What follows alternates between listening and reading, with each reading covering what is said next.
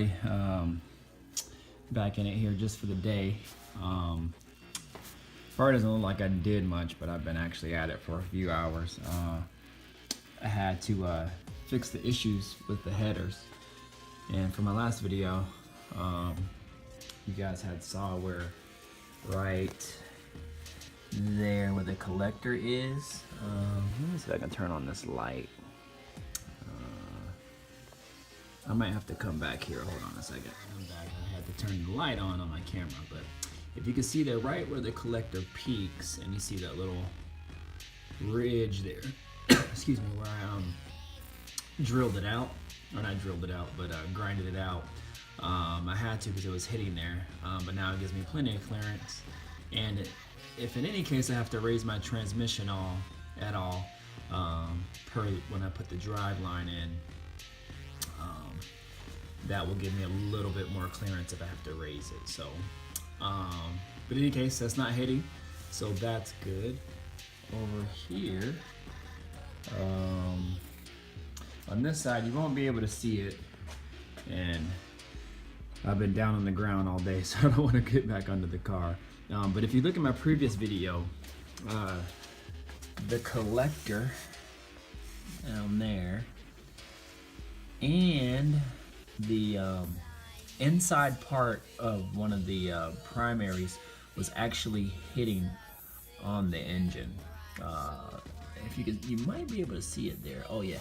So if you see that right there, that little boss portion on the engine, so the collector flange end was hitting on that, and then right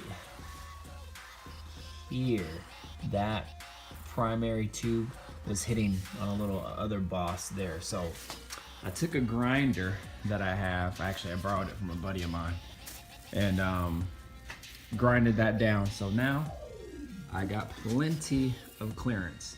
So I'm excited about that. So that took a while.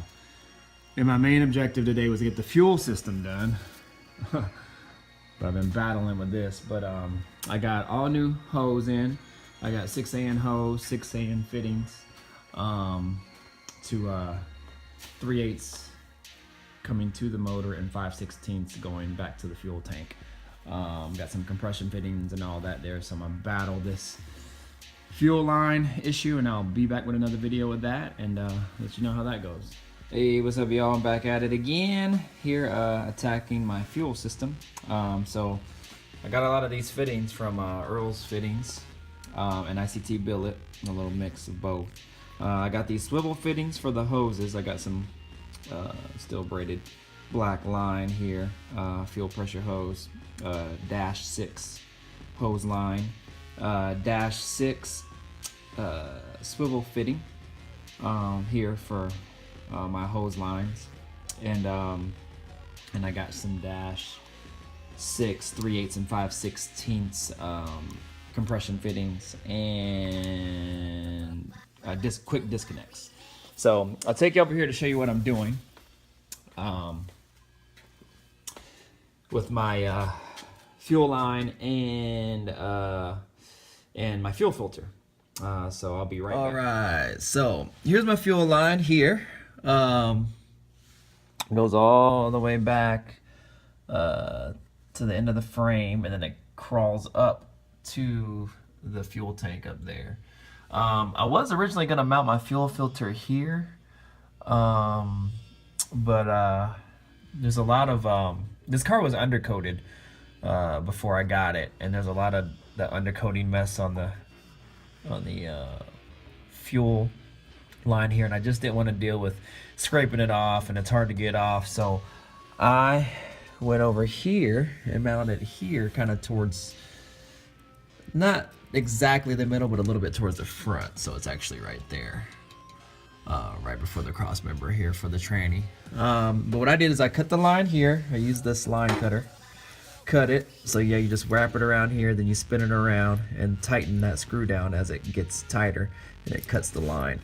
And so here's a ICT billet compression fitting there, and so I have that there, so I could hook up this that I made here. Right, basically just screws on there, so I can't do it with one hand. I screwed in there. All right, so that's what's gonna look like there. So here, this hose line, we're screwing to here. If I can get to it, kinda. Anyways, it'll screw in there like that. All right, and then I have my fuel filter with these quick disconnects. Again, these are 3/8-6 quick disconnects, and that'll go right here. So right there, and then that'll screw into there, and then I'm gonna have a long hose that goes all the way up to the fuel rail. So yeah, that's what I'm doing right there, and should be a pretty cool setup. I still haven't got my fuel pump. My fuel sender should have got delivered today. So hopefully within the next couple weeks I can have this thing fired up. So that's what's going on. And I haven't decided if I'm going to use these quick disconnects or for the rear from the fuel line to the tank, or just use some clamps back there. So I have a 87 Buick Regal T-type. That's a turbo car, and the fuel pressure is about the same, about 38 to 42 pounds of pressure that it'll be on my car and this car. And from the factory they came with clamps in the back there, just fuel pressure, you know, hose clamps. And so I was thinking about just running that, but we'll see how it goes. So in any case, that's what I'm doing, y'all. And so what it is it's a 3/8 compression fitting to a swivel hose end. So a swivel means this spins freely, and it goes into my -6 hose, braided hose, stainless steel braided hose line. And it's a better view of it. So in that short end goes into here again, the swivel hose in into a quick disconnect. So this fuel filter is actually for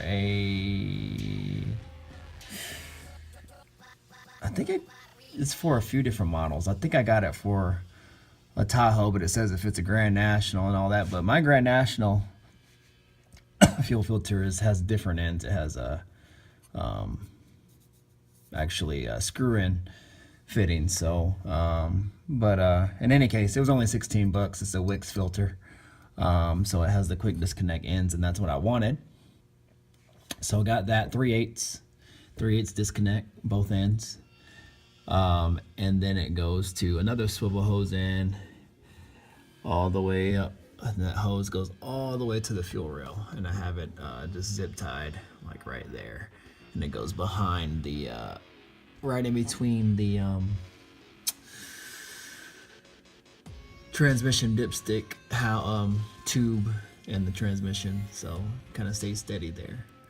So that's how my collector ended up. So that's actually a better look. So that right there, that it was hitting that boss, and so I grinded it down, and it was also hitting, actually no, yeah, so it was hitting that one and the one right above it up there. So it was hitting both ends, so I had to grind them down, and as you can see, no longer hitting anymore.